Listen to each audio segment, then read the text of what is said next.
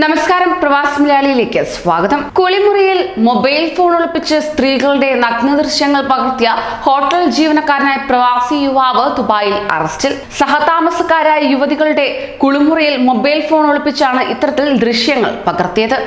സംഭവത്തിൽ ഏറെ ഞെട്ടിയിരിക്കുകയാണ് സഹപ്രവർത്തകരായ യുവതികൾ. അൽ മുറാഖാബാദ് ഏരിയയിലെ അപ്പാർട്ട്മെന്റിൽ സഹതാമസക്കാരായ സ്ത്രീകളുടെ നഗ്നദൃശ്യങ്ങൾ 27കാരനായ ഫിലിപ്പീൻസ് യുവാവ് മൊബൈൽ ഫോൺ ക്യാമറ വഴി പകർത്തിയ കേസ് വ്യാഴാഴ്ചയാണ് ദുബായ് പ്രാഥമിക കോടതി പരിഗണിച്ചിരുന്നത്.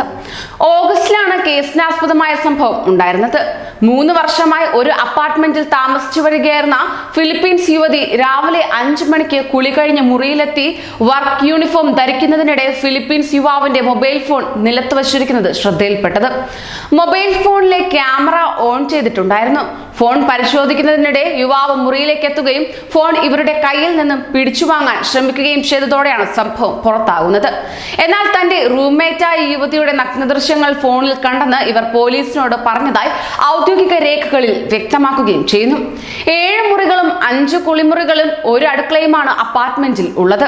യുവാവ് ഫോൺ തിരിച്ചു വാങ്ങി ഈ വീഡിയോ ഡിലീറ്റ് ചെയ്യുകയും ചെയ്തു.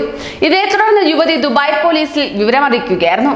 എന്നാൽ ഈ വീഡിയോ ഡിലീറ്റ് ചെയ്തെങ്കിലും ഫോണിൽ മറ്റു പല സ്ത്രീകളുടെയും നഗ്നദൃശ്യങ്ങൾ ഉണ്ടായിരുന്നതായി ഫിലിപ്പീൻസ് യുവതി സീലിംഗിൽ ഒളിപ്പിച്ച ഫോണിന്റെ ക്യാമറ കുളിമുറിയിലെ ദൃശ്യങ്ങൾ പകർത്താനാവും വിധമാണ് ഇയാൾ സ്ഥാപിച്ചിരുന്നത്. ഇതിനു മുമ്പ് പരസ്പരം വഴക്കുകൾ ഉണ്ടായിട്ടില്ലെന്നും ഇയാൾ ചെയ്ത കുറ്റത്തിന് മാപ്പ് പറഞ്ഞതായി യുവതി പറയുകയുണ്ടായി. അപ്പാർട്ട്മെന്റിൽ പലപ്പോഴും ഒറ്റയ്ക്ക് കാണപ്പെട്ട യുവാവ് അധികം ആരോടും സംസാരിക്കുന്ന പ്രകൃതമായിരുന്നില്ല താനും. ഇതേ തുടർന്ന് പോലീസിന്റെ ചോദ്യം ചെയ്യലിൽ മൊബൈൽ ഫോൺ ക്യാമറ ഉപയോഗിച്ച് സ്ത്രീകളുടെ കുളിമുറി ദൃശ്യങ്ങൾ പകർത്തിയതായി യുവാവ് സമ്മതിക്കുകയും ചെയ്തു. സ്ത്രീകൾക്കെതിരെയുള്ള ലൈംഗികാതിക്രമവും മൊബൈൽ ഫോൺ ഉപയോഗിച്ച് സ്വകാര്യതയിലേക്ക് കടന്നു കയറിയതും ഉൾപ്പെടെയുള്ള കുറ്റങ്ങൾ പ്രതിക്കെതിരെ ചുമത്തിയിട്ടുമുണ്ട്. കേസിൽ ഒക്ടോബർ 8 വിധി പറയുമെന്നാണ് പ്രതീക്ഷയെന്ന് ഗൾഫ് ന്യൂസ് റിപ്പോർട്ട് ചെയ്യുകയുണ്ടായി.